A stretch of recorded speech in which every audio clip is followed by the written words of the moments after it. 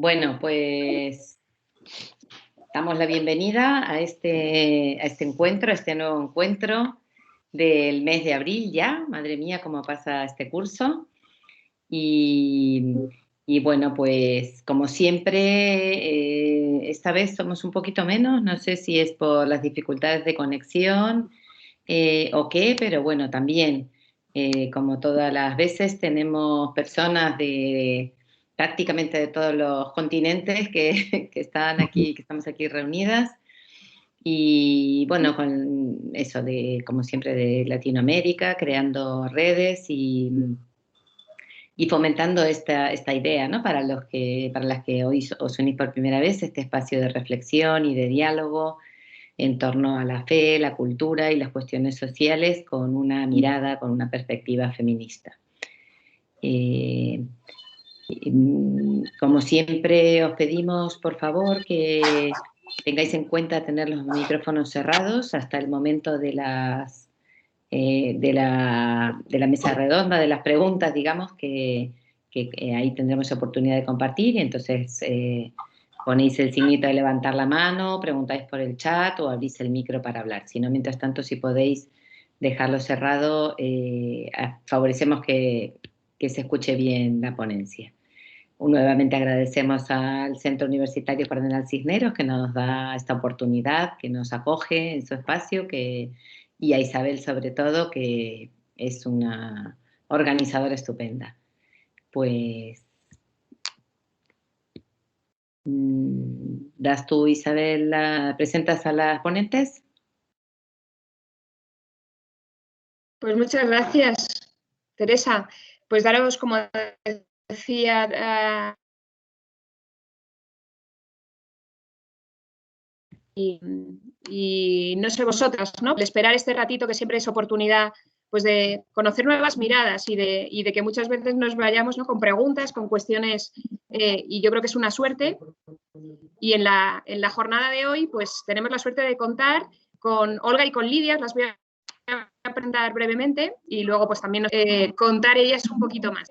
Olga Belmonte es doctora en Filosofía por la Universidad Pontificia de Comillas y estuvo trabajando ese año, es profesora de la Universidad Complutense de Madrid en el área de Filosofía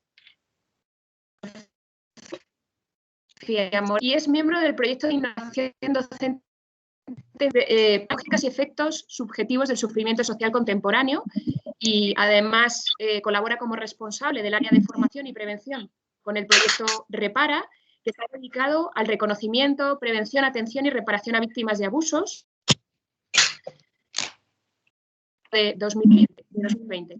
Y además es miembro de la asociación Deconstruye, Habitando los Márgenes, y tiene publicaciones pues en ámbitos muy diversos, ¿no?, de filosofía, regeneración democrática, ética, pensamiento judío contemporáneo. Así que, bueno, pues es una suerte contar contigo. Y también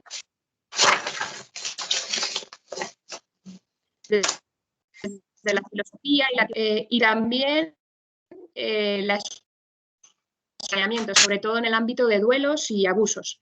Ella misma dice que diariamente aprende con adolescentes como profe en 2 institutos, además de coordinar el área de atención del proyecto Repara del Arzobispado de Madrid. Y también, como ella misma dice, últimamente, ¿no?, se empeña en desatender al ritmo de las tareas para atender más al ritmo de la... Y se considera una rural woman empeñada en hacer pueblo en Madrid.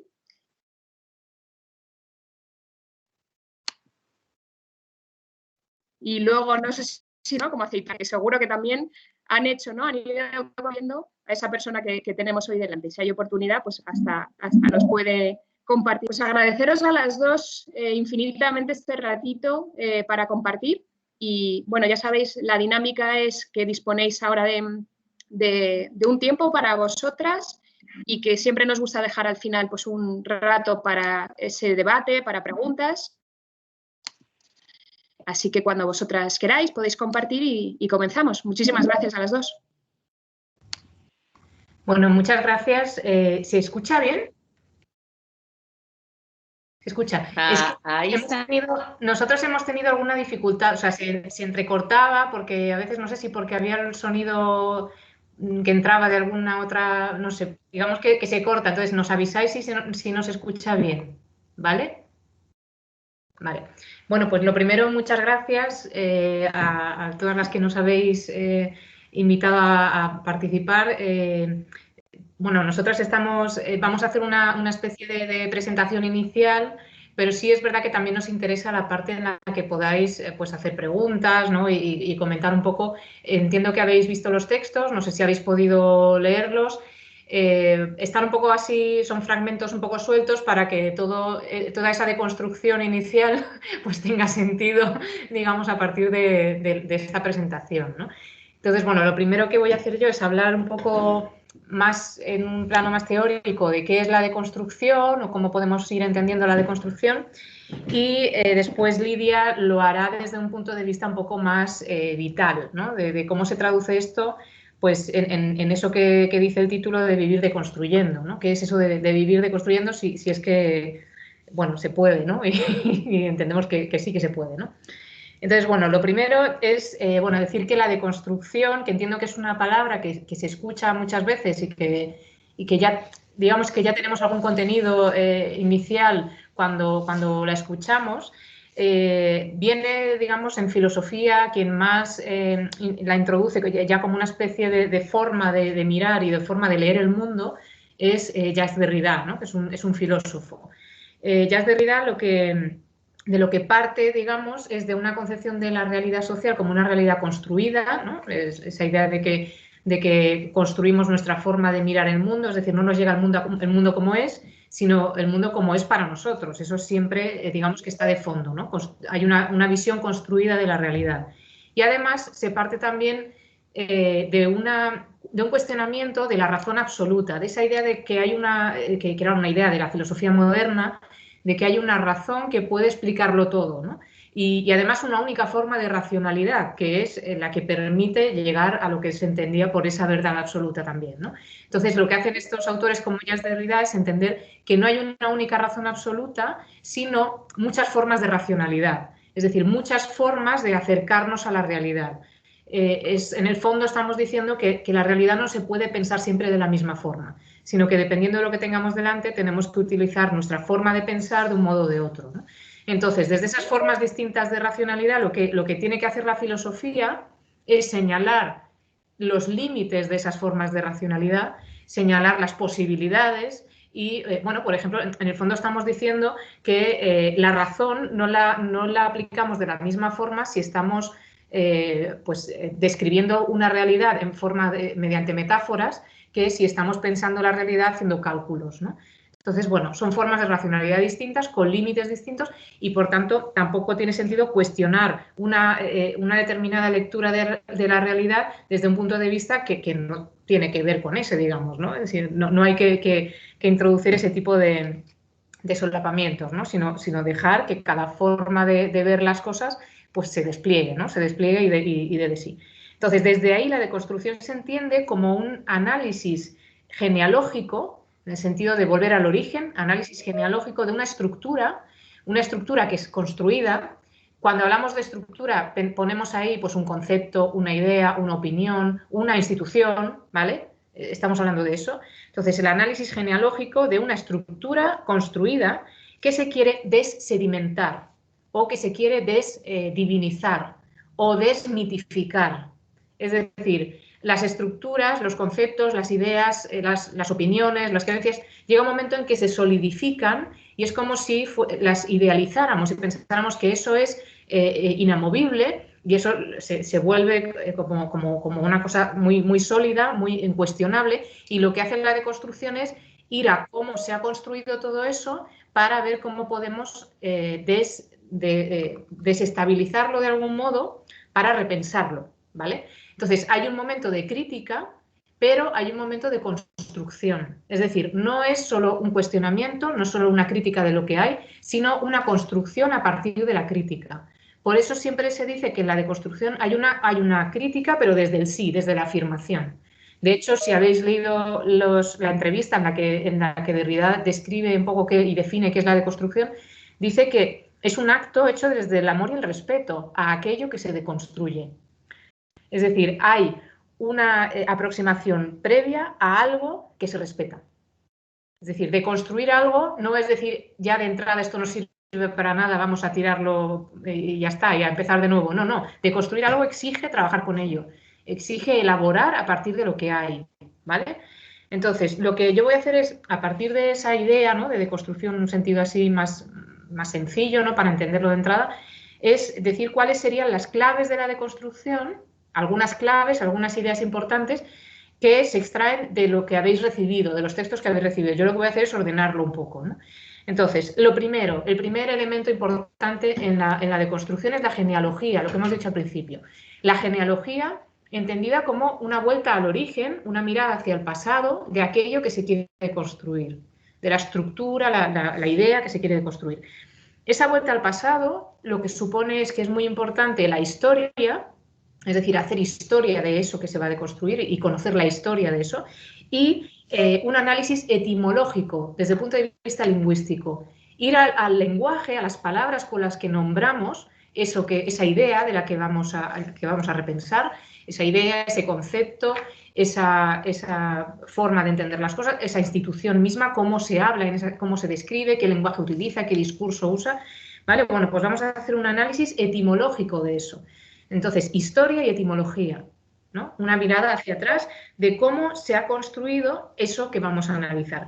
Dice Deleuze, que es otro autor influido por Derrida, que también nos ayuda a repensar esto de la deconstrucción, dice que el concepto es un perímetro que dibujamos en el caos para poder habitarlo. Es decir, nosotros nos relacionamos con la realidad, como hemos dicho antes, no vemos la realidad tal como es, sino tal y como es para nosotros.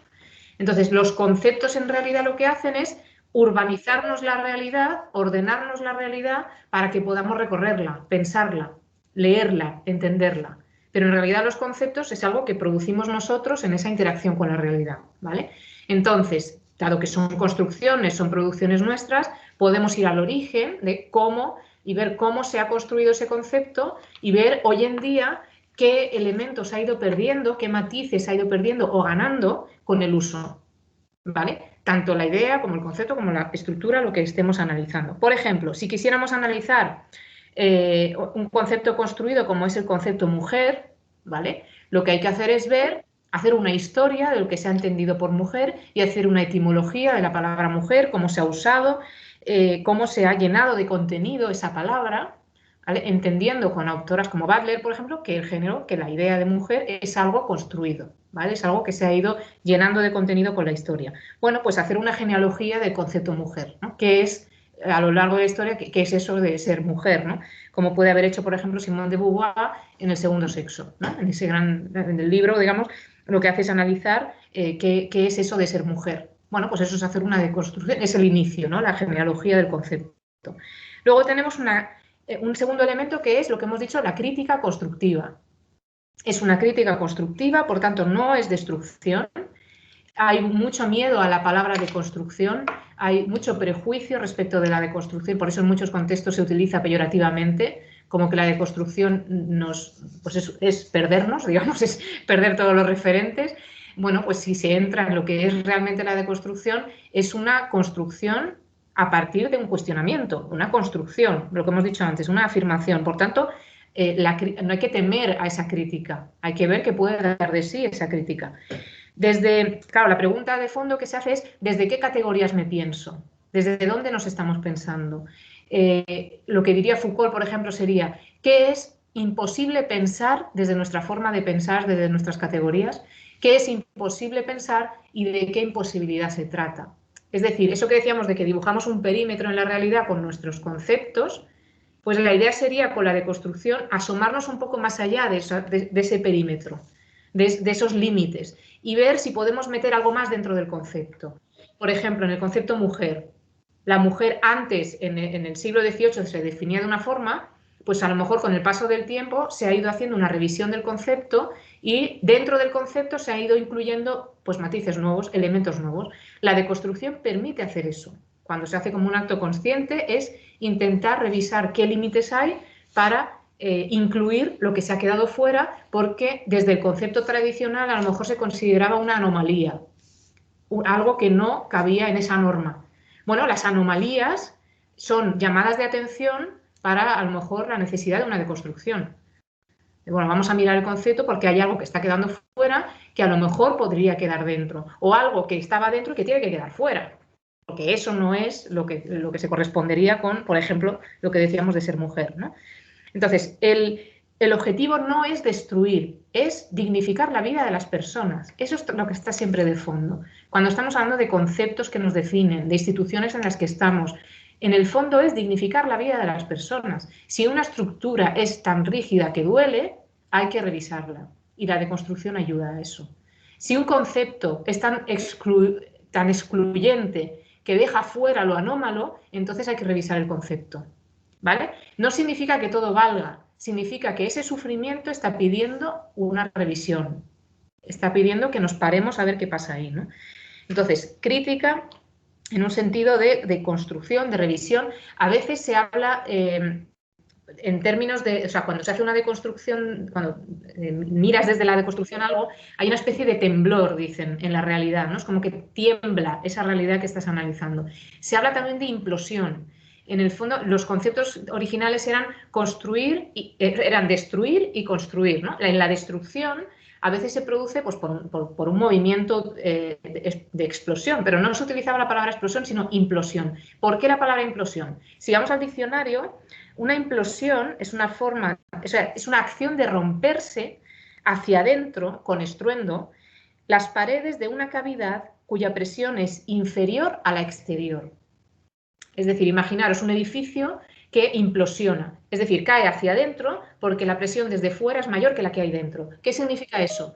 Que dentro, los que están dentro están muy a gustito, no pasa nada, pero desde fuera, desde los que no caben ahí, hay como una presión, que al final hace que implosione, es decir, que se desestabilice, que pase algo que haga que tengamos que revisar eso que hay ahí, ¿no?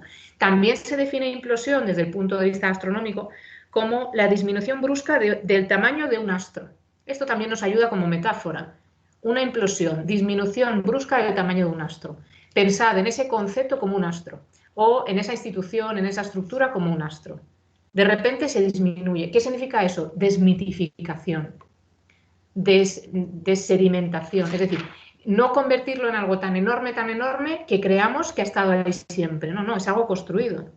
Y como es algo construido, tenemos que poderlo manejar, tenemos que poderlo revisar, mover y cambiar de algún modo, sobre todo cuando provoca una injusticia o provoca sufrimiento o violencia contra alguien, ¿no? Violencia contra alguna persona. Entonces, eso, por ejemplo, es lo que hacen con las críticas constructivas que hacen. Por ejemplo, Simone de Beauvoir empieza a mover el concepto mujer, o Betty Friedan, hay un momento en que publica La mística de la feminidad, que no se refiere a mística en el concepto espiritual, religioso y tal, sino mística como la esencia de la feminidad, la esencia en sentido peyorativo, esa esencia de lo femenino que define lo que es ser mujer, y si alguien no se parece a eso, pues queda fuera y entonces no es mujer. Claro, la idea es, vamos a ver individuos mujeres que no encajan en esa esencia, en esa mística de lo femenino, para ver si no tendremos que revisar la mística de lo femenino. Porque a lo mejor ser mujer es algo que no lo dice un concepto, lo dice la persona, ¿no? Bueno, esa es un poco la clave, ¿no? Por ejemplo, en ese libro ella habla de algo así, dice, el problema que no tiene nombre. Las mujeres tenían un problema al no encajar en la definición de mujer y le llamaban el problema que no tiene nombre. Claro, lo que no se nombra no existe. ¿Cuál era ese problema que no tiene nombre? El no me siento en el rol que se me está imponiendo socialmente como mujer. Como no me siento en ese lugar, pues había una especie de melancolía, de malestar, a veces se traducía en la histeria de la que ya habló Freud tiempo atrás, ¿no? Eran síntomas de que la mujer no cabía en los conceptos con los que se la nombraba y se la pensaba. Entonces, desde ahí empieza a analizar qué pasa, por qué esos roles dejan fuera a tantas mujeres y con mucho sufrimiento. No es solo que no quepan ahí, sino que es que sufren porque no encajan en esos roles, ¿no? Otro elemento, por ejemplo, de esta deconstrucción sería la idea de un pensamiento el enfrentar un poco, bueno, el confrontar el pensamiento sedentario, que es el pensamiento que sigue la tradición de siempre, que piensa como todos lo han hecho hasta ahora, es un pensamiento, dice Deleuze, territorializante, es decir, que permite ganar territorio, que permite ir por donde todos han ido antes, ¿no? Como grandes avenidas del pensamiento, todos pensamos y sabemos lo que pensó Kant, lo que pensó Platón, y todos seguimos diciendo lo mismo y pensando de la misma forma. Ese es el pensamiento sedentario, que no se mueve, que da tranquilidad, comodidad, sensación de confort. Y eso da lugar a un conocimiento que llama sólido, ¿no? Conocimiento fijo, que dice esto es la realidad y quien no quepa en esa realidad pues tiene un problema, ¿no? Pero esto es la realidad, esa definición de la realidad que damos. Luego está el pensamiento nómada, que es el que proponen desde la deconstrucción. El pensamiento nómada es el que permite recorrer de otra forma la realidad, es desterritorializante, es decir, no gana territorio, no coloniza, no se impone a la realidad que piensa, sino que va de la mano de esa realidad, digamos, la recorre por avenidas distintas a las grandes avenidas del pensamiento, es decir, abriendo líneas de fuga, que dice Deleuze, ¿no? Líneas de fuga, puntos por donde a lo mejor nadie ha pasado hasta ahora, pero sin tener miedo a pensar las cosas de otra forma, ¿no? A poder abrirlas por otro lugar. Esto da lugar a un conocimiento que llaman hidráulico, en el sentido de no es fácil apresarlo, es más móvil, ¿no? Más inestable, pero permite adaptarse mejor a la realidad cambiante, ¿no? A una realidad que también es inestable e inapresable muchas veces. Otro concepto que aparece en esos textos es el concepto de rizoma. Nos ayuda a pensar otras formas de estructura. El rizoma viene, la palabra se la toman Deleuze de una raíz natural de la naturaleza, de determinadas plantas, digamos, una raíz que crece hacia abajo, es decir, hacia la tierra hacia abajo, y crece sin una estructura predecible. Simplemente se alimenta de la tierra y de los nutrientes y tal, y va creciendo con una forma que no se puede predecir, que no se puede organizar, ¿no? Bueno, pues eso se traslada a la estructura social. Pensemos en una forma de relacionarnos las personas que en lugar de ser jerárquica, sea rizomática. ¿Qué significa que sea rizomática? Pues que no es predecible, que todos los elementos se relacionan entre sí, que es una estructura, una relación que se alimenta del contexto, es decir, que está viva porque se planta en un lugar y se alimenta de ese lugar, no vive como si no existiera el contexto en el que está, sino que se toma los nutrientes, digamos, se alimenta de ese sitio en el que está. Entonces, la estructura rizomátrica permite hacer las cosas de otra forma, permite organizarse de otra forma. Hay una especie de horizontalidad, hay un crecer que no es eso, pues no se puede ni organizar previamente, ni hay nadie que mande sobre nadie, sino que todo aporta y aporta al contexto, ¿no? Hay que estar muy atento al lugar en el que se está. Bueno, pues esa sería un poco la idea, ¿no? Pensar otras formas de relacionarnos, ¿no? Que no sean jerárquicas o como conocemos hasta ahora, ¿no? O más bien más verticales. Otro elemento sería que es digamos, dejar atrás el binarismo y las dicotomías, ¿no? Los enfrentamientos en el sentido de o una cosa o la otra, ¿no? Y optar más bien por la lógica del y, ¿no? De la conjunción y, pero en el sentido de conjunción copulativa, no conjunción disyuntiva, porque hay una conjunción, por ejemplo, si decimos hombre y mujer, en un sentido tradicional es hombre o mujer en el fondo, o eres hombre o eres mujer. Al decir hombre y mujer, ahí en realidad la I está funcionando como disyunción, ¿no?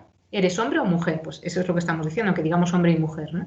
Pero lo que se intenta desde aquí es intentar en algunas cuestiones poner una I. Es decir, bueno, pues a lo mejor no es o blanco o negro, no es o una cosa o la otra, sino que podemos poner una I, es decir, favorecer la pluralidad, que en una misma realidad haya elementos de una cosa y de la otra, ¿no? Entonces, en este caso estaríamos hablando de algo intermedio, de entender lo masculino y lo femenino como algo que pueda estar presente en una misma persona, ¿no? Cuando, por ejemplo, Levinas, que es un autor que influye y es muy amigo de Derrida y que influye en él, Levinas dice, hay un momento en que habla de hombre y mujer los creo, ¿no? Esa expresión, para él hombre y mujer los creo se refiere a un individuo. Cada individuo ha sido creado hombre y mujer. Es decir, hay como dos polos, hombre-mujer, y la persona se sitúa en medio en esa especie de línea que son esos dos polos, ¿no? Hombre y mujer, bueno, pues tendiendo más hacia un lugar hacia el otro, pero no viviéndolos como una dicotomía, o eres hombre o eres mujer. Ese es un ejemplo. Pero digamos que en la realidad lo importante sería el intentar no relacionarnos con todo poniendo una O siempre en medio, diciendo o esto o esto. Y en términos de opuestos, ¿no? En el fondo es la lógica de amigo-enemigo, que desde la que pensamos muchas de nuestras formas de relacionarnos, ¿no? Desde la política a un montón de relaciones, ¿no? Lo que hace Derrida, por ejemplo, es escribir un libro que se titula Políticas de la amistad, donde intenta deconstruir el concepto de amistad para intentar pensar la amistad fuera, al margen, de las dicotomías de amigo-enemigo. Es decir, que la amistad no se defina porque hay un enemigo al que nos enfrentamos, sino la amistad pensada desde otro lugar que no nos enfrente a un enemigo, ¿vale? Para eso, bueno, pues lo que tiene que hacer es desvincular la amistad, por ejemplo, de la palabra fraternidad, de la fraternidad entendida como vínculo de sangre o de tierra, y entender que el vínculo no es algo que está antes, digamos, que nos une inicialmente, sino que el vínculo pueda estar en la meta, en el lugar hacia el que nos dirigimos, ¿no? Ahí, por ejemplo, utiliza el término destinerrancia en lugar de destino. Está en un momento en el que se ha utilizado la palabra destino para hablar del destino de una generación, por ejemplo, ¿no? En la Segunda Guerra Mundial, bueno, pues la generación, pues Alemania tenía como su misión liberar a Europa de lo que fuera, y los judíos tenían como destino pues el morir en las cámaras, es decir, había ahí como un destino marcado en función del pueblo al que pertenecieras, ¿no? Lo que él quiere es romper con eso, de construir también la palabra destino o la idea, el concepto de destino común de un pueblo, ¿vale? Para decir que todos en el fondo tenemos un destino común, que es errar, es movernos, es tomar conciencia de que inicialmente todos somos extranjeros, es decir, no somos de ningún lugar, y lo que hacemos es errar por el mundo. Por eso, en lugar de destino, es destinerrancia, es estar errando por el mundo, ¿no? En un destino común que es el ir encontrándonos, pero no en una meta que esté definida por haber nacido en un lugar o por tener una determinada sangre, ¿no? Desvincularlo de eso, ¿no? Eso, y luego me quedarían tres cuestiones. Una sería, hay un elemento por ahí que aparece en los textos, que es la idea de la ética del superviviente. Él enmarca esa deconstrucción en una ética determinada. Para estos autores la ética es fundamental, ¿no? Derrida está muy influido por Levinas, para quien la ética es la filosofía primera, o sea, es la parte más importante de la filosofía, desde la que luego, digamos, que se desprende todo, ¿no?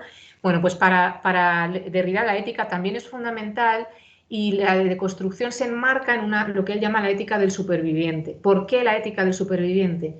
Porque él cree que la supervivencia también es algo que nos marca como seres humanos. Vivimos sobreviviendo pues a pérdidas, sobreviviendo a elecciones, sobreviviendo a situaciones de sufrimiento o de alegría también, ¿no? Cuando uno tiene que sobreponerse a cosas muy intensas, ¿no? Vivir es en el fondo sobrevivir, pero dice él, más cerca de la vida que de la muerte. Es decir, la deconstrucción es un acto más de afirmación de la vida que de tener presente a la muerte, aunque la muerte siempre está ahí, ¿no? Ser un sobreviviente es entender que nos vamos a morir, es decir, que la muerte está ahí, y que de hecho todo lo que hacemos y lo que escribimos, que para Derrida la escritura es fundamental, más que el habla, la escritura es siempre un testamento, por ejemplo, para él, ¿no? Es testimonio, pero es testamento, en el sentido de que va a quedar ahí cuando nosotros ya no estemos, y cuando ya no estén nuestros lectores, y cuando yo no esté el contexto en el que escribimos.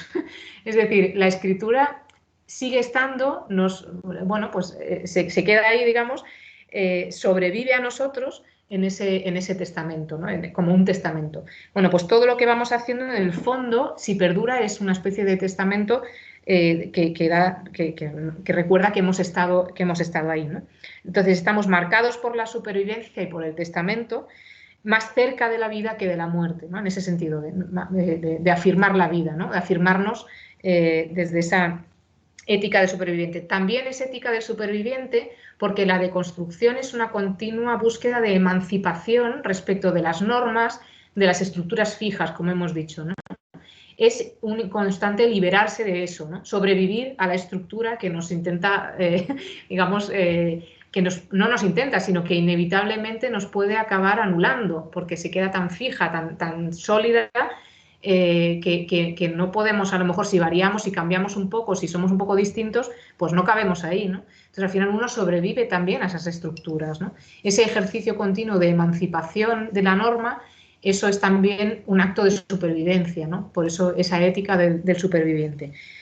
Y claro, la fuerza, por ejemplo, del feminismo es una fuerza emancipatoria. O sea, lo que hace el feminismo es continuamente luchar por la emancipación de la mujer respecto de normas que le caen encima por definiciones de lo que significa ser mujer, de lo que significa el rol en determinados lugares o tal, ¿no?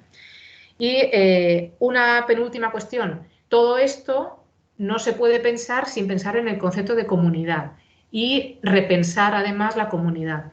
La comunidad que no está basada, como hemos dicho antes, en comunidad de sangre, de patria y tal, sino en algo que nos une por el hecho de estar juntos, digamos, que creamos en el momento en que estamos juntos, ¿no?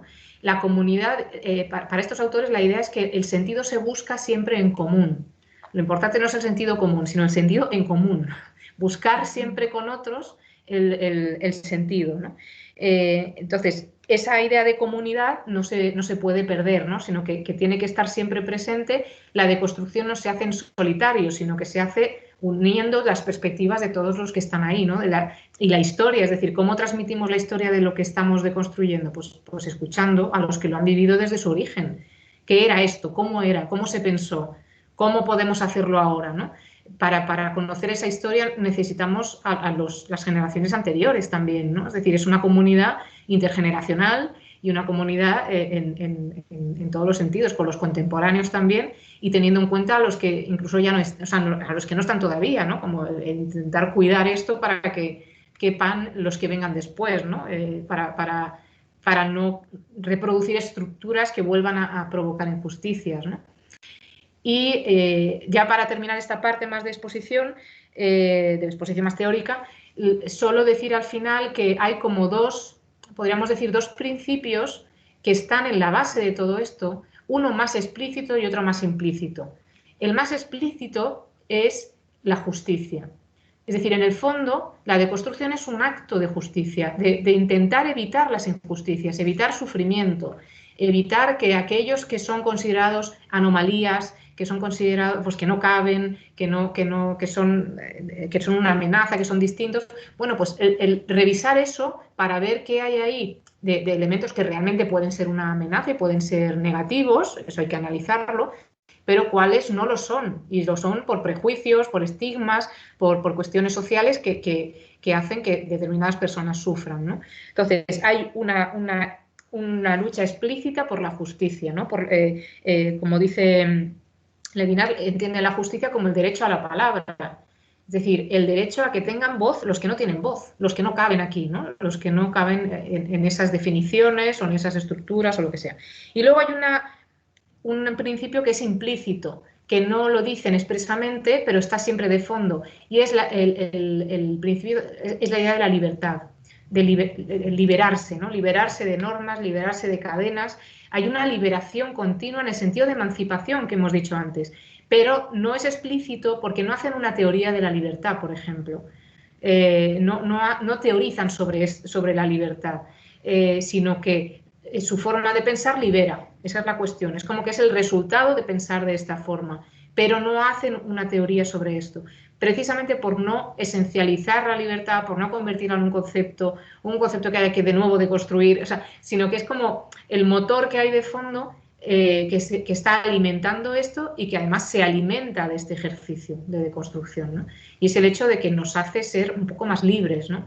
Respecto de cosas que nosotros mismos construimos, ¿no? Una realidad y una mirada de la realidad y una forma de leer la realidad que es construida socialmente, pero que a veces constriñe, ¿no? Nos deja encerrados, ¿no? Entonces, bueno, esa es un poco la presentación que hago de qué sería la deconstrucción en una cosa así muy sencilla y muy rápida, digamos, que espero que haya aclarado algo. Y ahora lo que va a hacer Lidia es intentar trasladar esto a otros ámbitos, ¿no? Y ver cómo esto se puede vivir en otros contextos y también en el contexto de Deconstruye, ¿no? Que también aparece en los documentos que tenéis. Bueno, me acerco.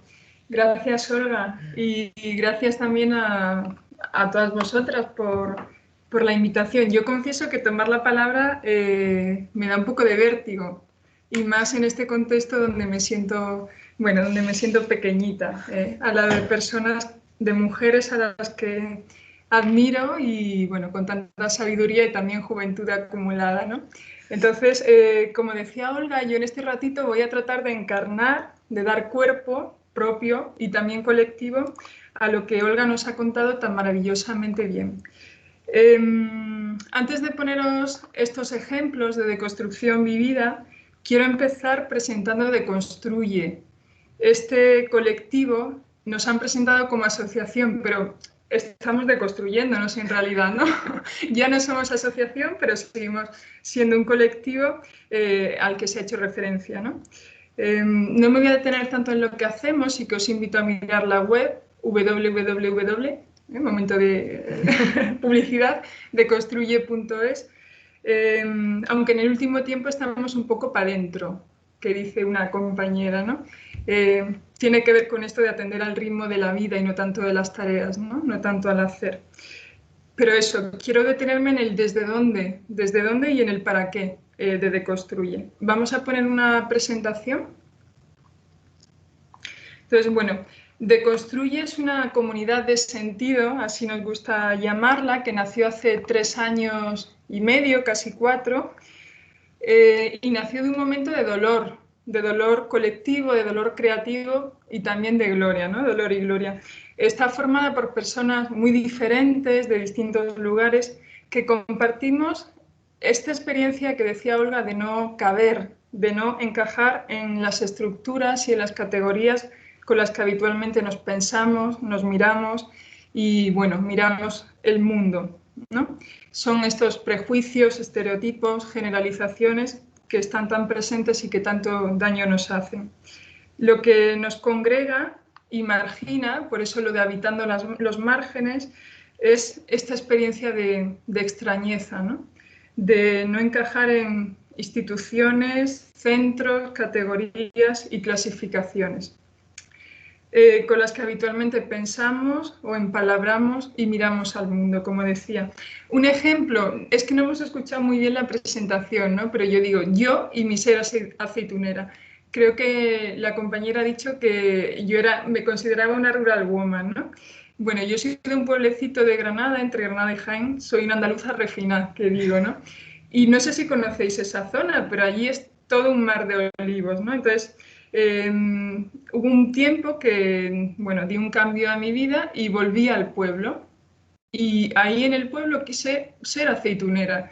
Y para mi familia, pues bien situada, era como muy raro, ¿no? Decían ellos, casi deshonroso que en el imaginario colectivo que alguien como yo, es decir, una mujer joven, con formación, con muchas otras posibilidades, pues bueno, decidiera ir a trabajar al campo con los rumanos y con los negros, ¿no? Bueno, de hecho, cuando les dije voy al campo, voy a la aceituna, se quedaron perplejos, ¿no? Mi padre incrédulo me decía, pero hija, niña, ¿no? Nosotros te damos todo lo que tú necesites. Mi madre me decía, pero si es que las mujeres, y me sale el andaluz, ¿no? Las mujeres ya no van al campo. Claro, están en casa porque tienen que cuidar, ¿no? de sus hijos y de la casa y las mantienen sus maridos, ciertamente.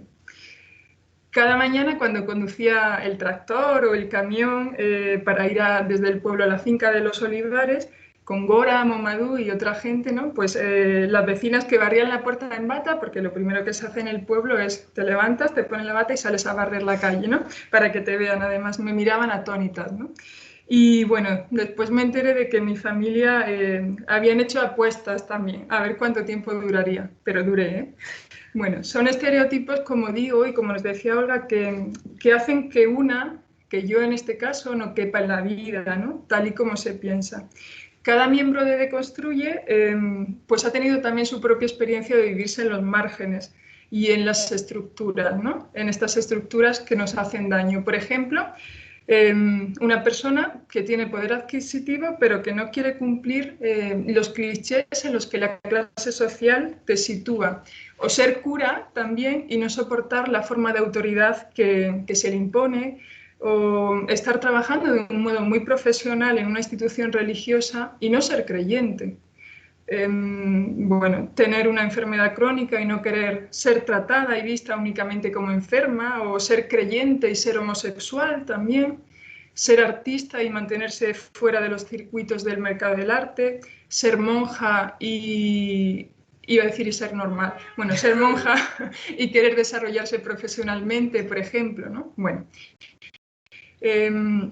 por eso este ojo, ¿no? En Deconstruye, esto es lo que proponemos o lo que queremos. No es otra cosa que revisar y cuestionar estas formas de pensar, estos conceptos, estas ideas impuestas que atentan contra las personas y su singularidad. Al fin y al cabo, los conceptos y los discursos decimos que no solo describen, ¿no? Sino que también prescriben, nos dicen cómo tenemos que ser, cómo tenemos que comportarnos, vivirnos, y después veremos que incluso nos dicen cómo tenemos hasta que morirnos, ¿no? Vivir deconstruyendo, como ha dicho Olga, no es otra cosa que esto. Este es nuestro lema, ¿no? Cambiar la estrategia de lectura, aprender a leer, a ver, a mirar de otra forma, ¿no? Es decir, con una mirada no viciada, con una mirada de profundo amor y respeto. Pero ahora nos vamos a detener un poquito más en esto. Pasa que a veces no sabemos mirar, ¿no? Aquí tenemos una cita de Metafísica de los tubos. Olga, ¿la quieres leer? Ya que te tengo aquí, venga. Los ojos de los seres vivos poseen la más sorprendente de las virtudes, la mirada. ¿Cuál es la diferencia entre los ojos que poseen una mirada y los ojos que no la poseen? Esta diferencia tiene su nombre, la vida. La vida comienza donde empieza la mirada. La mirada es una elección. El que mira decide fijarse en algo concreto y, por consiguiente, a la fuerza elige excluir su atención del resto de su campo visual. Esa es la razón por la cual la mirada, que constituye la esencia de la vida, es en primera instancia un rechazo. A mirar también se aprende, ¿no? Gracias, Olga. El ser humano no mira el mundo tal y como es, lo decía también Olga, ¿no? Sino que en realidad no ve el mundo como es, sino como lo mira, perdón. La realidad muchas veces se presenta velada. Incluso esta realidad a veces hace desaparecer a un individuo o una colectividad entera, ¿no? Mirad, os propongo un juego. Ahora vais a abrir los micros, ¿vale? Hace mucho que no jugáis, no sé yo, pero esto también es de construir, ¿eh? Jugar. Sí, voy a coger yo el ratón. ¿Os acordáis de Teresa Raval? Veo, ¿no? No me voy a poner a cantar porque no tengo yo ese don, pero el veo de Teresa Raval, ¿no? Vale. Vamos a pasar una serie de imágenes y vosotros decid lo que sin filtros, ¿vale? Quiero decir, no seáis comediantes, por favor. Lo que venga, lo primero que se os pase por la cabeza. Venga, adelante, paso. Amor, Alegría.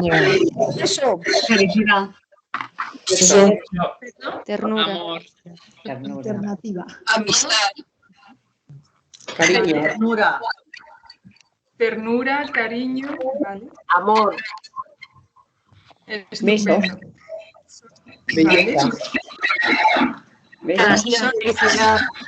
Rosa y Óscar son. Estupendo. Siguiente. Aquí tenemos a Cora, ¿eh? lucha, trabajador, Currante. Trabajador en el campo. Resiliencia. Jornalero. Espera. Incertidumbre. Incertidumbre. rechazo, temporalidad, Amigo. Injusticia. Presencia. Estas son mis montañas, por cierto, mis olivos. Desafío. Superviviente.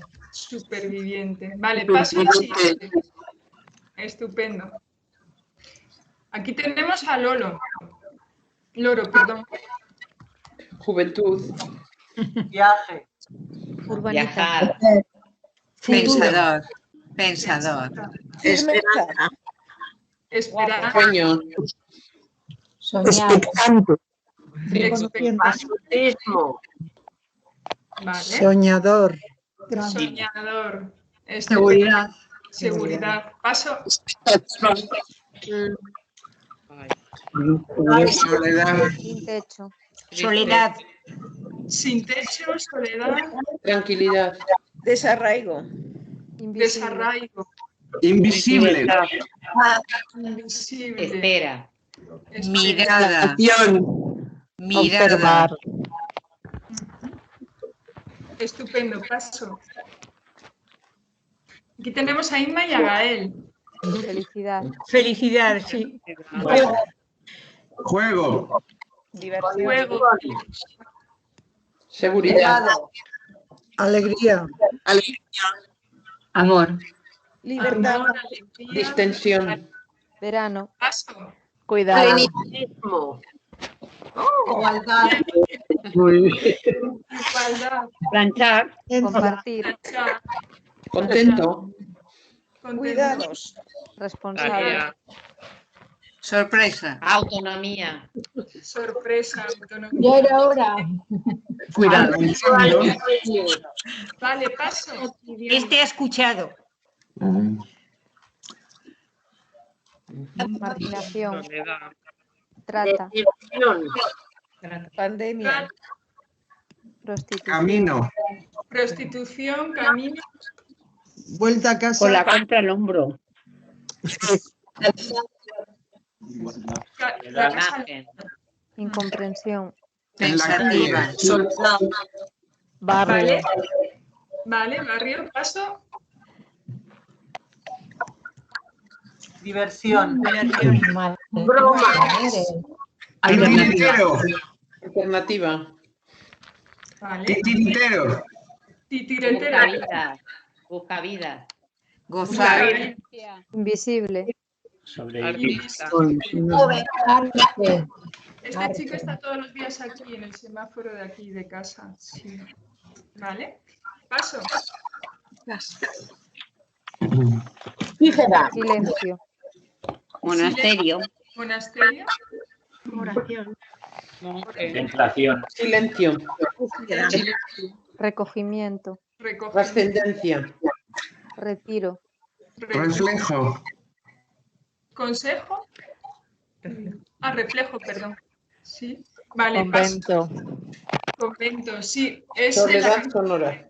soledad, silencio, es un camino. Invisible. ¿Vale?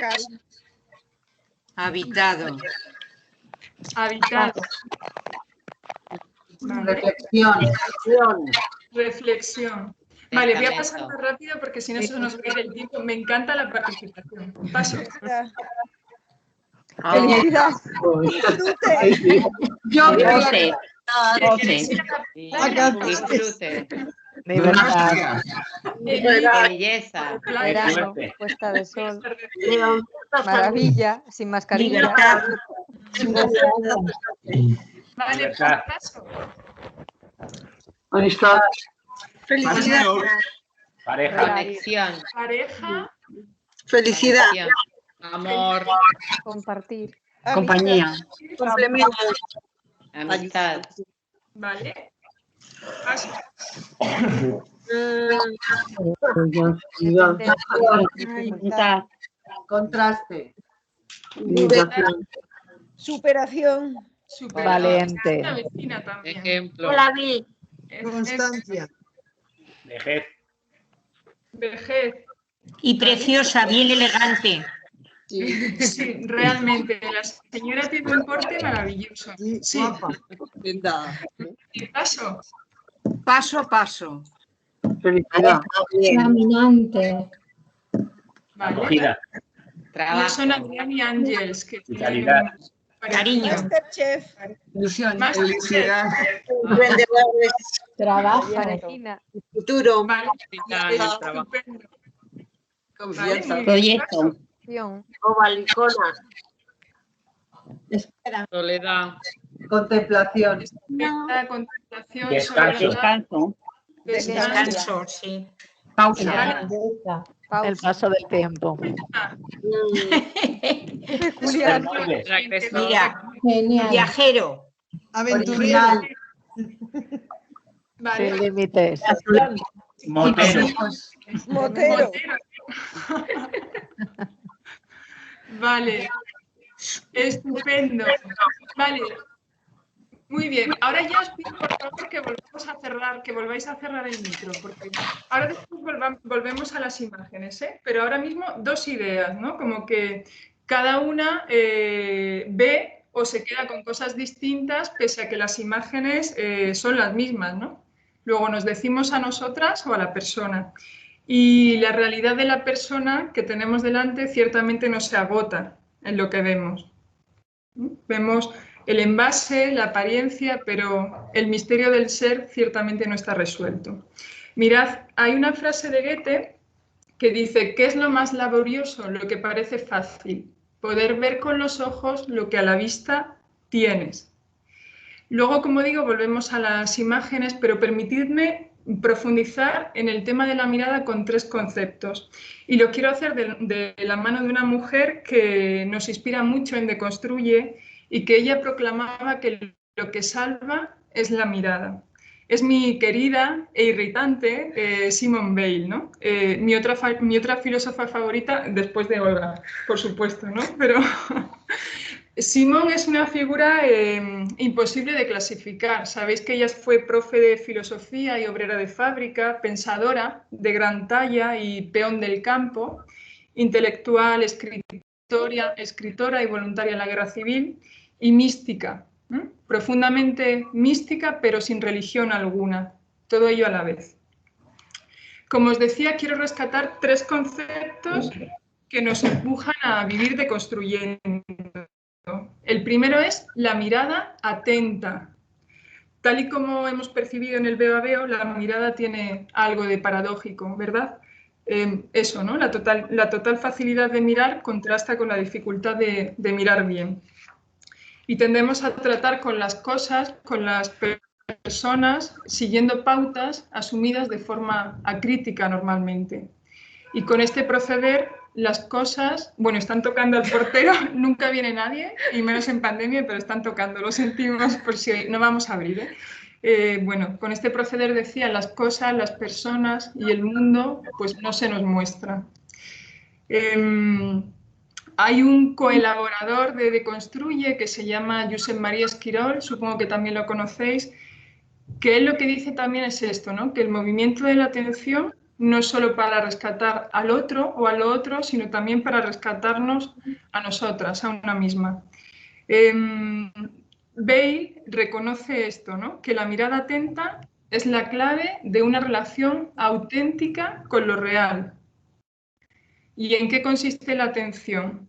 Consiste en suspender el pensamiento, en dejarlo disponible, vacío y penetrable al objeto, dice ella. La atención es esencialmente espera, no es búsqueda. Es un esfuerzo negativo, dice ella también. Mientras que la imaginación hace falsas lecturas, taponando los agujeros por donde pasaría la gracia, la atención es mirada atenta en la que el alma se vacía de todo contenido propio para recibir en sí al ser que mira tal y como es, en toda su verdad, en su desnudez. Ya sabéis que para ella la atención es el órgano de la mística también. El otro concepto es este. Si entendemos la atención como no lectura, otro elemento clave de su pensamiento es la decreación, entendida como proceso de desarraigar las lecturas, de cambiarlas para llegar a la no lectura, es decir, a la no proyección. Dice que la decreación arranca al yo de su perspectiva única y le hace perder la perspectiva accediendo a una diversidad de planos de lectura.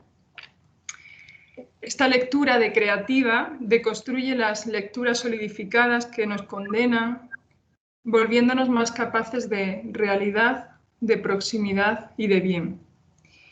Ella dice que participamos en la construcción del mundo deconstruyéndonos a nosotros mismos. Esto me parece también, decreándonos, perdón, deconstruyéndonos lo decimos nosotros, ¿no? Decreándonos a nosotros mismos. Hay quien dice que esto tiene que ver con, que es como el sentido de acabar así con la creación, ¿no? Con la creación continua. Y nosotros decimos también esto, ¿no? Que participamos en la construcción del mundo deconstruyéndonos a nosotras mismas. Y ahora ya el último concepto, que es la justicia también. La justicia, para Bale, ella dice que el punto de vista es la raíz de la injusticia. Ser justo, por tanto, justa, es ser capaz de leer al otro como otro. Ser capaz de no leer, de no juzgar. No juzguéis, ¿no? Nos dice una frase que nos suena. Esto es, no leáis, ¿no? Lo podríamos traducir así. Justicia, estar continuamente dispuesta a admitir que otro es otra cosa que eso que leemos cuando está ahí o cuando pensamos en él. O mejor, leer en él también y continuamente que es ciertamente otra cosa, quizá enteramente otra cosa que lo que leemos en él. Cada ser grita en silencio, pidiendo ser leído, mirado, añadimos nosotras, tocado de otra manera. No ser sordo a esos gritos. Significa mirar al otro preguntándole, no necesariamente de un modo explícito, obviamente, pero también implícitamente, ¿cuál es tu tormento? Para Bale, esto es la plenitud del amor al prójimo, ¿no? Ser capaz de decirle cuál es tu tormento. La justicia es, pues, lectura creativa y desequilibrante hecha enteramente de atención. Y un ejemplo, voy a ir un poquito más rápido porque si no, no nos va a dar tiempo, y un ejemplo de cómo intentamos en Deconstruye introducir un cambio de mirada que esté hecho de todo esto es la misión y posible, ¿no? Antes Olga os ha hablado de la importancia de la I como conjunción y nosotras hemos inventado algo que es la misión y posible, ¿no? ¿Por qué? Porque la vida no siempre cabe en los esquemas desde los que la pensamos, como nos decía también Olga. Entonces, no sé si somos conscientes, hemos hecho el veo este, que no ves, y ahora nos vamos a dar cuenta, ¿no? De cómo miramos, de cómo nos nombramos y nos relacionamos entre nosotras o con nosotras y también con los diferentes, ¿no? Se nos ocurrió crear el concepto de diverso, que es esto, ¿no? Es un verso libre que refleja la diversidad y que desafía, pues bueno, esto, ¿no? Las convenciones sociales, los estereotipos y que quiere expresar la I en la que nos vivimos. Entonces, vamos a mirar de nuevo las fotos de antes para que lo entendamos, ¿vale? Mirad, aquí tenemos a Inma. Ella nos dice, soy madre y soy yo. Esto es una campaña que hicimos durante todo un año y los miércoles la gente nos mandaba una foto con una frasecita de estas y una parrafada. Está en la web, lo podéis ver todo, ¿vale? Inma dice que soy madre y soy yo, ¿no? A veces cuando se es madre parece que no hay más, ¿no? Que tu hijo. Pero ella decía, oye, no, soy yo también. Aquí tenemos a Diego. Soy amo de casa y me siento realizado, ¿no? Decía Diego. Bueno. Aquí a nuestro amigo motorizado. Soy gitano y soy de fiar. Estos son Ángels y Adrián, ellos los del Masterchef, ¿no? Somos empresarios y ganar dinero no es nuestra mayor motivación, ¿no? Parece que se es empresario para ganar dinero solo, ¿no? Soy una persona sin hogar y no soy vago.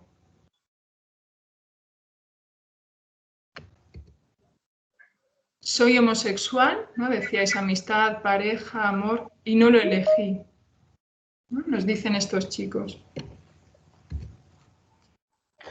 Soy de pueblo, aquí tenemos a una compa de Deconstruye, y mi casa es el mundo, ¿no? Olga, no sé si quieres añadir comentarios, pero es por... Aquí tenemos también a otra compa que ella dice que es soltera y no está sola, ¿no? A veces se piensa que cuando está soltera, ¡ay, hija mía!, ¿no? Me dice a veces, se oye, ¿no? Que está sola. Pues no, no estoy sola, dice Andrea. Aquí nuestro hombre que estaba como sereno, ¿no? Contemplativo. Soy jubilado y tengo mucho que aportar. Parece que las personas que se han jubilado ya están, ¿no?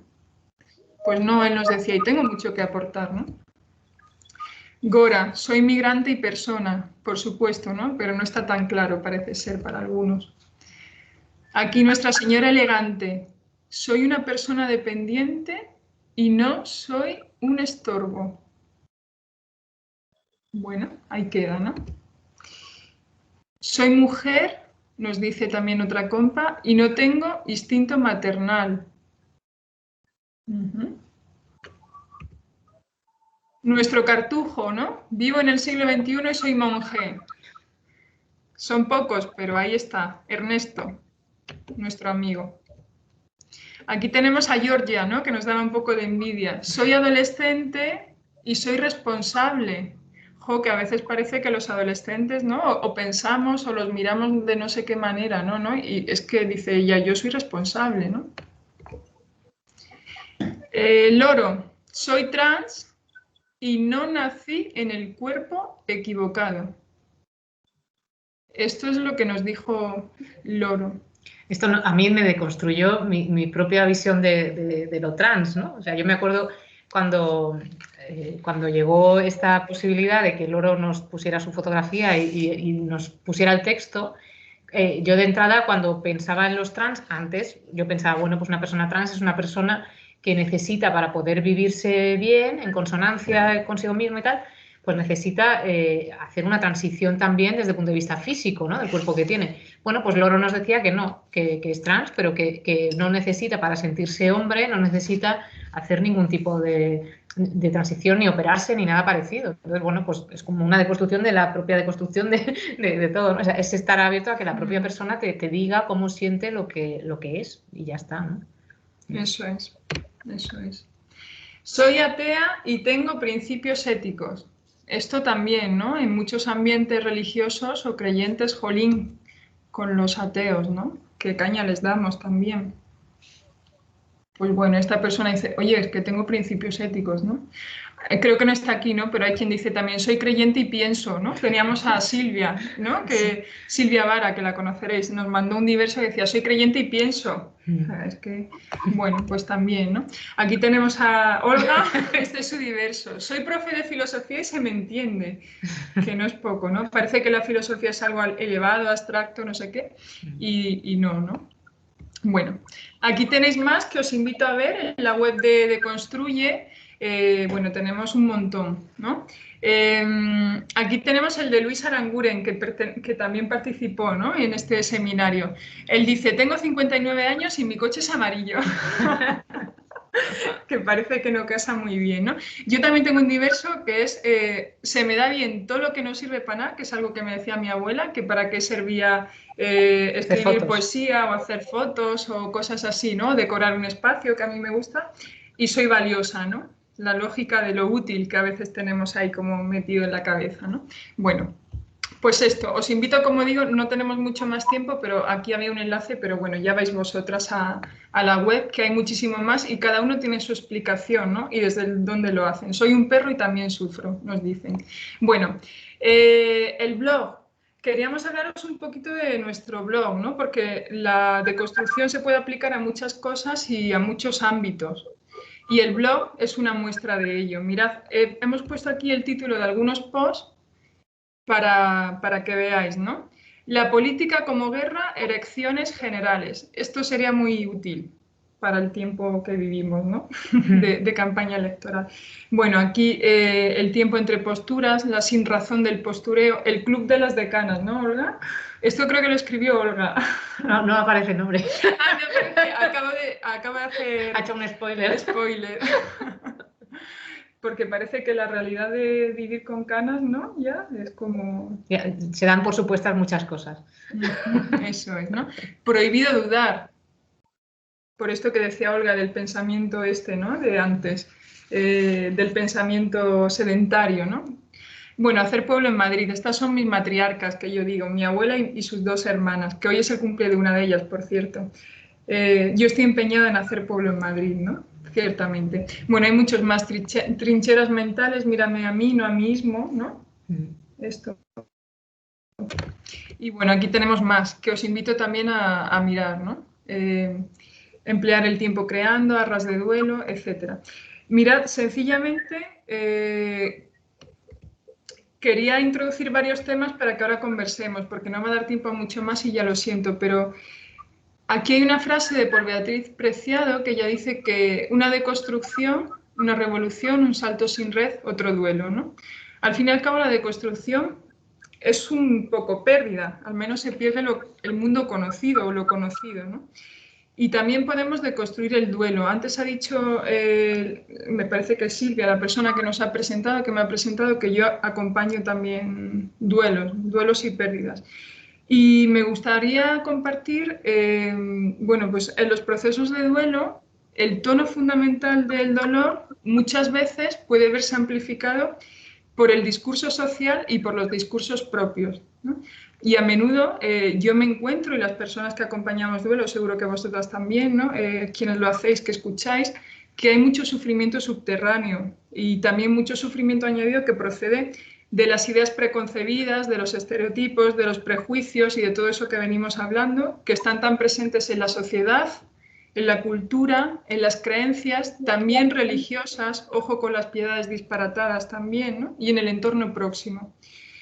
Por eso, deconstruir el duelo, es decir, emplear otras lógicas o generar otras lógicas que no sean crueles, que no generen autoviolencia y violencia, otras conversaciones, otras miradas más amables, es fundamental, ¿no? Para no añadir más dolor al dolor.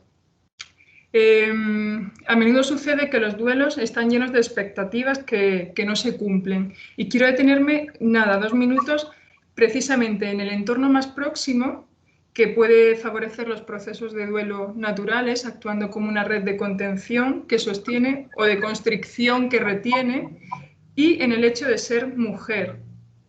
¿Qué hay de lo que significa ser mujer socialmente? Esto que también os decía Olga, que tantas veces impide a las mujeres vivirse el duelo o vivir el duelo con estrategias de afrontamiento adecuadas, sanas.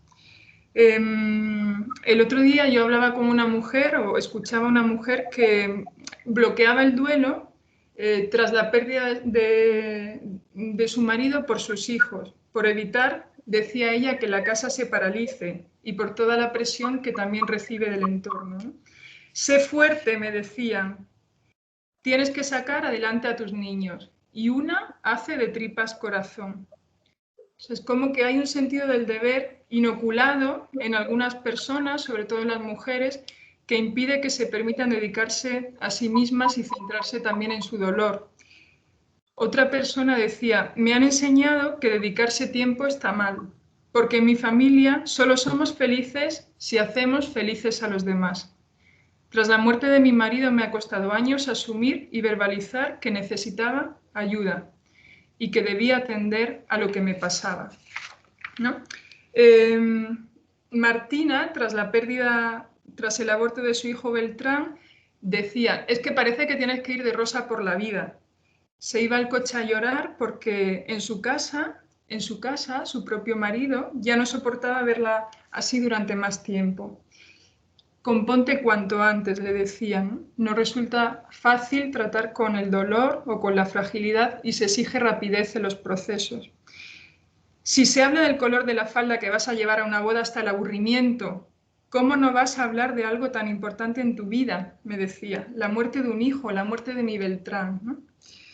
Claro, nosotras hoy vivimos en la sociedad de los logros, del entusiasmo, de los éxitos, ¿no? De las conquistas, de la happycracia que dicen algunos.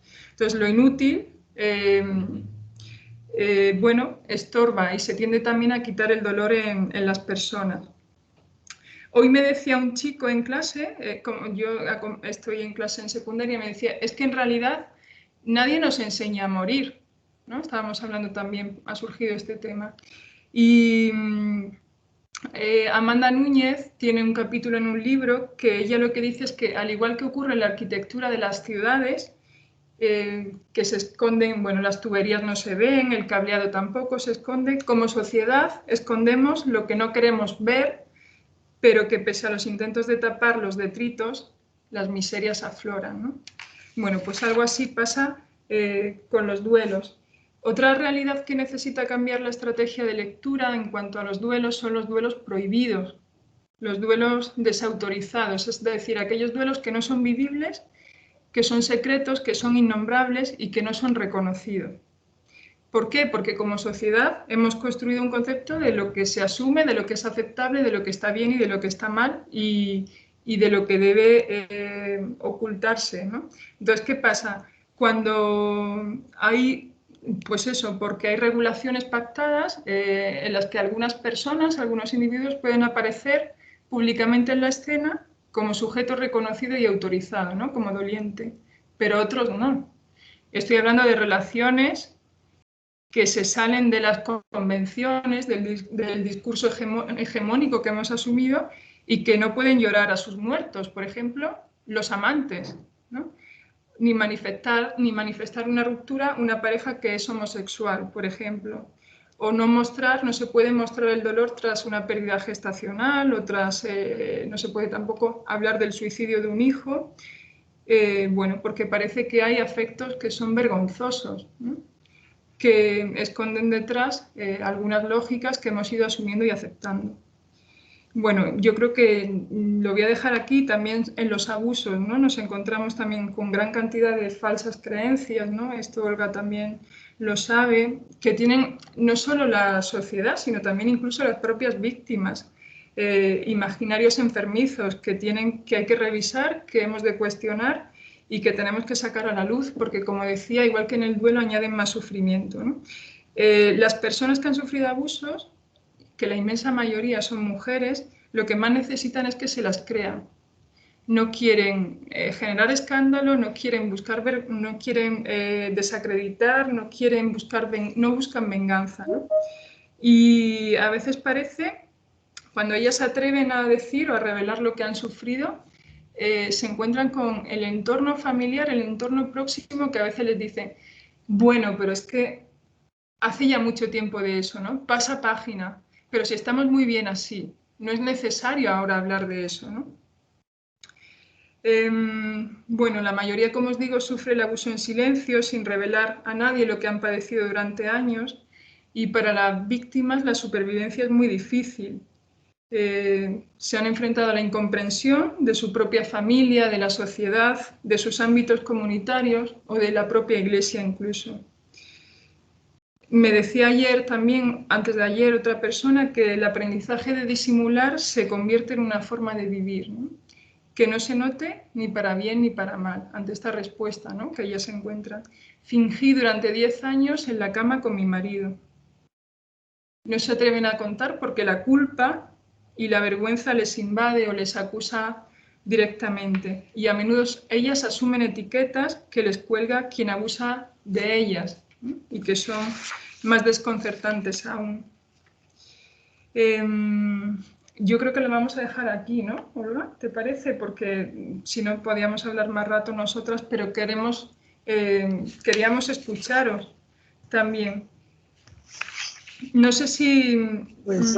¿Está terminado esto? Sí, podemos quitar la presentación. Sí, nos gustaría ahora, ¿no? Hacer alguna pregunta y conversar, si queréis, sobre qué puede aportar la deconstrucción, ¿no? Pensábamos nosotras en el papel de la mujer en la Iglesia y, por tanto, a su renovación, o también pensar en otros ámbitos de vuestra vida que puedan beneficiarse de la deconstrucción, ¿no? Genial. Pues la invitación que nos hacen las compis, si queréis, como tenemos la opción del chat o de levantar la mano, pues que son los recursos que tenemos así para poder, ¿vale?, abarcarlo todo.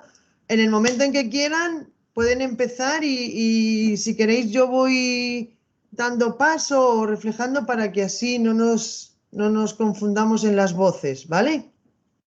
Vale, el chat nosotros lo podemos ver, es que no sé si podemos ver el chat nosotros, pero... Yo creo que sí, no. Mira, ¿Os sale un icono como el de WhatsApp? No. Si mueves el ratón, a lo mejor te aparece. Está justo al lado de los participantes. Al lado de la mano también. Eso. O Entre sea, la aparecen los participantes, pero no aparece nada más. Ah. Bueno, Bueno, no pues importa. no, y así os llega, ¿vale? Ay. También podéis pensar vuestro propio diverso, ¿eh? Ujú. Mira, a mí me gustaría que me dijeras alguna bibliografía, es decir, algún escritor sencillo que hable de la deconstrucción. No, Sencillo. Que sea más fácil, si yo quiero. Es que soy mayor, tengo poca memoria y entonces me gustaría poderlo leer más despacio porque me gusta mucho lo que habéis dicho, pero me gustaría tener algún libro por donde poder pararme, leerlo. Es difícil. Realmente del tema de la deconstrucción es difícil porque se utiliza un lenguaje muy complicado. Bueno, ya lo que es Derrida no lo recomiendo, está claro. Sí que a lo mejor es más fácil ir hacia artículos. A lo mejor lo que puedo hacer es enviarlo pues a Julia o a Isabel o a Teresa, enviar algún correo con algo de bibliografía de artículos sobre todo. O sea, se me ocurre, por ejemplo, Miriam Gerade es una profesora chilena, una filósofa chilena, mexicana, pero que está ahora trabajando en Chile, que ha trabajado mucho la deconstrucción y que tiene algunos artículos interesantes y un libro sobre la deconstrucción y la violencia. Bueno, igual por esa vía mejor que directamente a Derrida, que es verdad que es difícil. Y muchos de los que escriben en la línea de Derrida escriben también de forma complicada, porque, o sea, es verdad que el ejercicio lo pide por lo que decíamos del lenguaje, que hay que revisarlo, que hay que forzarlo. Para forzar el lenguaje, por ejemplo, en Deconstruye lo hacemos mucho utilizando muchos paréntesis, ¿no? Para que veamos, pues juegos de palabras y tal. Entonces, claro, al final se hacen tantos juegos de palabras que a veces es muy difícil entender el argumento que hay debajo, ¿no? Entonces, yo lo que hago, si eso, prefiero anotármelo y buscar algún artículo que se pueda entender y os lo mando, la referencia, ¿vale? Yo te recomendaría, Paloma, que leas a Olga, quiero decir. Pues bien. Claro, sí. En nuestra web, deconstruye.es, ahí en los posts tenemos el blog, que son posts de 500 palabrillas, así que se puede leer, ¿no? Y ahí como que hay muchas pistas también. Sí. Pues me gustaría, sí, poderlo más despacio porque me parece muy interesante.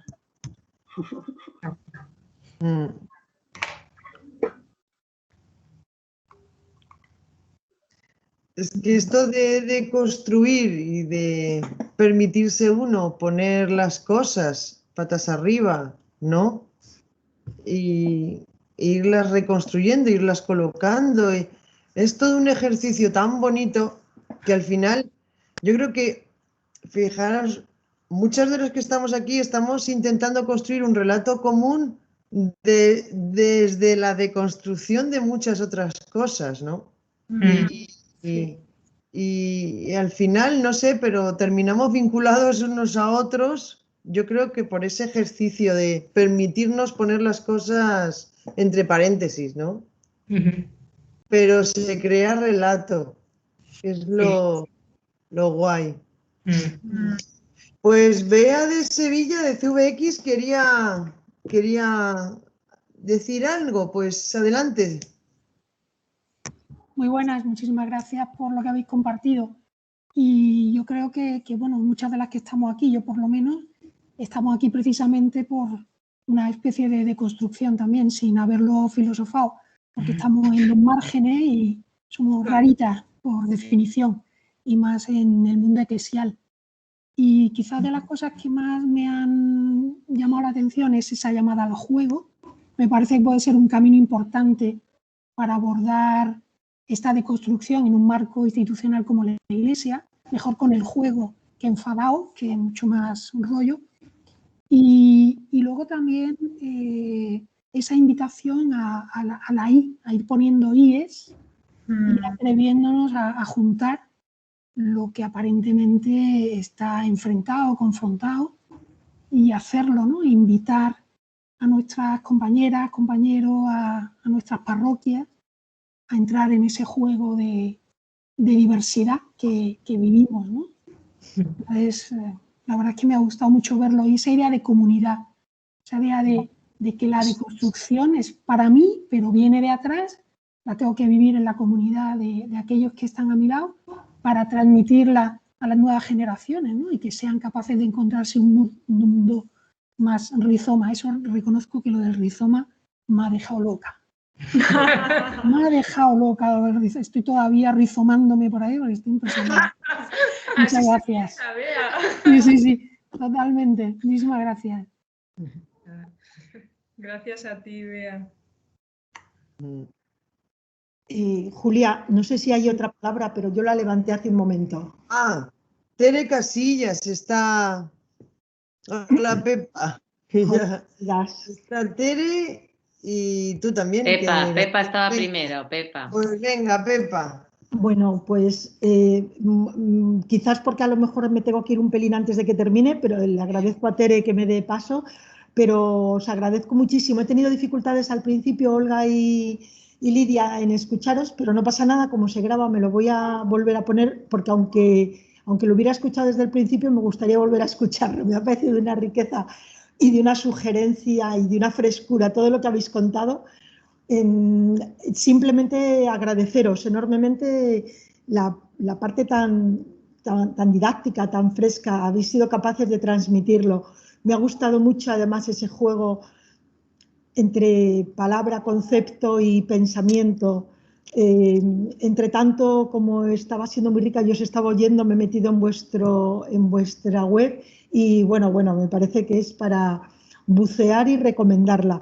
Y ya lo último, bueno, yo soy Pepa Moleón, perdonad, no me he presentado a vosotras, estoy en la Revuelta de Mujeres en la Iglesia y mi experiencia de deconstrucción, mis pequeñitas deconstrucciones personales y como mujer también en la Iglesia y también como mujer ciudadana en la sociedad civil, lo que siempre me han proporcionado y me siguen proporcionando es una enorme experiencia de libertad,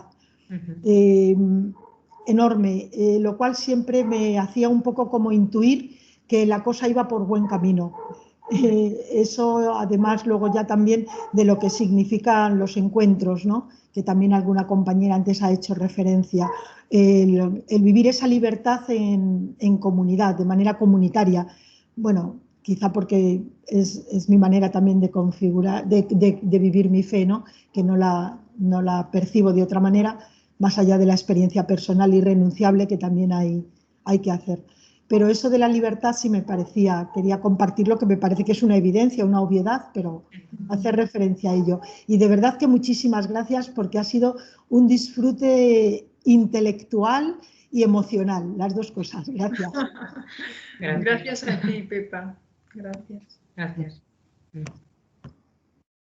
Sí, vemos que hay precisamente lo que dices de la libertad es ver cómo no hace falta hacer una teoría sobre la libertad para que una forma de pensar libere.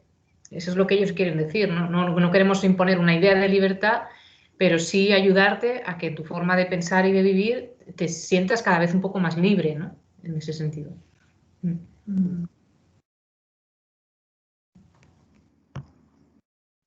Era Tere la que había levantado la mano alzada. Tere, adelante. Mire, yo pues nada, también me ha encantado, me ha gustado mucho las metáforas, como lo que decía la compañera del rizoma, ¿no? La implosión, no sé, como veis, estas metáforas que habéis usado que me parecen como muy, muy ilustrativas, ¿no? Porque a veces, pues eso, poder ver las cosas en una metáfora nos ayuda a entenderlas. Y en esto, pues claro, nosotras en este camino de feminismo que estamos haciendo, muchos de los ejemplos que habéis puesto son de feminismo, ¿no? A mí una cosa que me ayuda mucho y quería preguntaros sobre eso, ¿no? Porque me parece que no lo habéis como desarrollado mucho, es el sentido del humor. Yo creo que el sentido del humor y el reírse un poco de la realidad, ¿no? Preguntarle a la realidad, pero con el sentido del humor, me parece que ayuda mucho a esto de construir, ¿no? Por lo menos a mí, en mi carrera como mujer me ha ayudado, ¿no? Y pues si podíais desarrollar un poco, si lo habéis trabajado, qué idea tenéis sobre el sentido del humor, esto como ayuda para deconstruir. Gracias. Gracias. Bueno, es verdad que en Deconstruye el humor está muy presente, o sea, y somos un poco ahí de hace el humor y no la guerra, ¿no? Estamos ahí siempre buscando juegos de palabras, aprovechar situaciones así extrañas para sacar eso, pues un poco de humor, pero desde la crítica también, ¿no? Como para evidenciar que hay cosas que no tienen sentido. O sea, es como que a veces una parodia pues te ayuda a cuestionar una determinada forma de hacer las cosas, pero que pasa en la vida. O sea, lo que hacemos es explicitar eso, ¿no? Pues que hay momentos, y en algunos posts es verdad que hemos optado más por el humor para hacer ver cosas que en realidad no tienen ningún sentido, ¿no? Pero que, o sea, que pueden acabar doliendo, ¿no? Y luego sí es verdad que, por ejemplo, ya más en la línea de Judith Butler, que es una autora que no está dentro de la deconstrucción, pero sí bebe de la filosofía que está en esa base, ¿no? De Levinas, de Derrida y tal, y de Foucault, por ejemplo. Y Butler sí que analiza cómo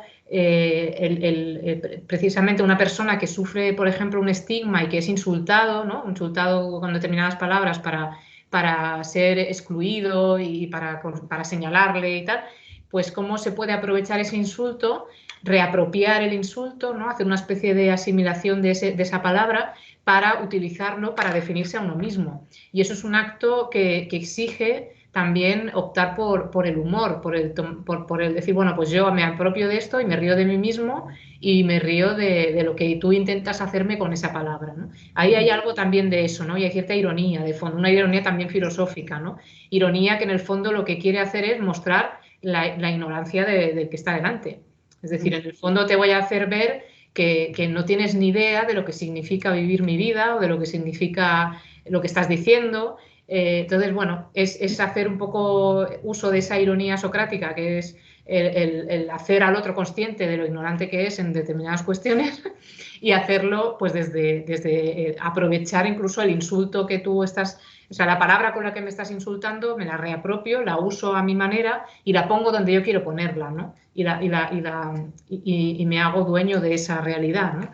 Entonces, bueno, por ejemplo, la palabra queer, ¿no? Que inicialmente se utilizaba para insultar, como raro, friki y tal, bueno, pues lo asumen y dicen, pues yo sí, pues queer, ¿y qué pasa? O feminista al principio también, cuando las sufragistas era también un insulto, o sea, se decía feminista para insultar, ahora estamos volviendo un poco a eso, pero bueno, no debería ser así. Luego, por ejemplo, para los negros, ¿no? Cuando se decía nigger y tal, bueno, pues ahora, o sea, luego los negros empezaron a utilizarlo. Es un juego también de aprovechar desde también el humor, ¿no? Por ejemplo, bueno, no lo voy a decir aquí porque suena un poco raro, pero hay un músico, que hace eso, que, bueno, lo voy a decir, pero luego lo borráis, ¿vale? O ponéis un pitido de esos que se ponen.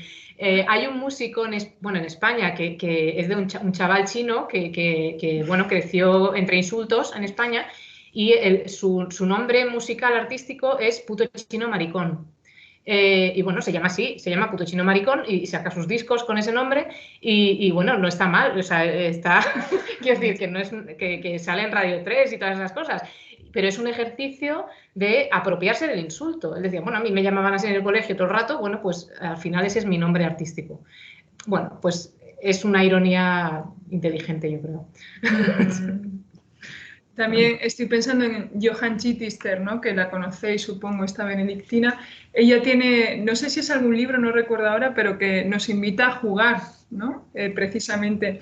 Y me gusta mucho otro filósofo que dice aquello de la madurez del ser humano, ¿no? Consiste en recuperar la seriedad con la que se jugaba cuando éramos niñas, ¿no? Pues eso. Nietzsche, ¿no? Sí. Eso es Nietzsche. Eso es sí. Nietzsche. Qué importante también esto, ¿no? Ciertamente. Para mí no es filósofa, pero una gran deconstructora es Mafalda. Claro. Total, sí, claro. Sí. Claro. Sí, sí. Gracias. Chicas. ¿Tenemos que irnos? Nos tenemos que ir, sí. O sea, yo creo que nadie quiere irse. O sea, pero... Aquí hay una pregunta muy interesante, no sé si nos da tiempo, sobre La deconstrucción y descolonialización, dice que es una pregunta desde Latinoamérica, a lo mejor da tiempo a que digáis algo. Dice, Si viene de América, sí, Teresa, porque ahí. tenemos diferencia horaria. Eso, les dejamos. Elizabeth pregunta eso, dice, hay muchas coincidencias entre deconstrucción y descolonialización. Usamos mucho esto aquí en Latinoamérica. Si pudierais abonar esta similitud. Sí, bueno, Derrida claramente utiliza este tipo de... O sea, habla de pensamiento poscolonial, todo eso luego se aprovecha, ¿no? Él dice que el pensamiento tradicional es una mitología imperialista, que reduce todas las interpretaciones posibles a un pensamiento único, ¿no? O sea, toda esa idea de pensamiento que intenta colonizar, que intenta dominar, todos esos ejemplos, ese tipo de lenguaje lo utiliza continuamente Derrida, o sea, está muy, muy relacionado. O sea, que cuando después se habla de pensamiento descolonial y tal, viene también de esa lectura, ¿vale? O sea, que está claramente relacionado, sí, sí.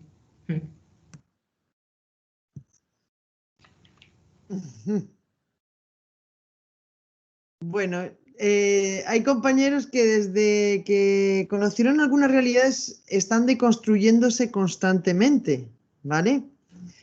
Este seminario invita a seguir deconstruyéndonos. Muchísimas gracias por vuestro aporte. Seguimos, como habéis dicho, itinerancia, ¿no? Seguimos ahí errando y haciendo camino y haciendo historia. Y bueno, quedamos invitados para el próximo taller, el próximo seminario, que ya será en mayo. Y agradecemos mucho a las compis que han tenido todo este detallazo de presentarnos su trabajo y su camino para que nosotras también nos sigamos nutriendo. Muchas gracias. Cuando os veo, recuerdo a Luis, recuerdo a Rosana, recuerdo a tanta gente que está ahí, ¿no? Haciendo ese camino. Y la última vez que yo os vi fue en Entre Dos, que me acuerdo que presentasteis las figuras de la pena. Sí, pues qué bueno que podamos vernos en diferentes escenarios, pero que sigamos viéndonos, ¿vale? Muchas gracias. Gracias. Muy bien. Muchas gracias. Muchísimas gracias. Y nada, qué gusto, ¿verdad? Adiós a todas.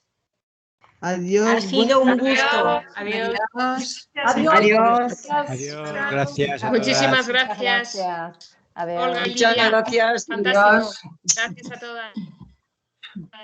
Hasta. Adiós, muchas gracias. Hasta el mes que viene. Hasta el mes que viene. Teresa, un gusto verte.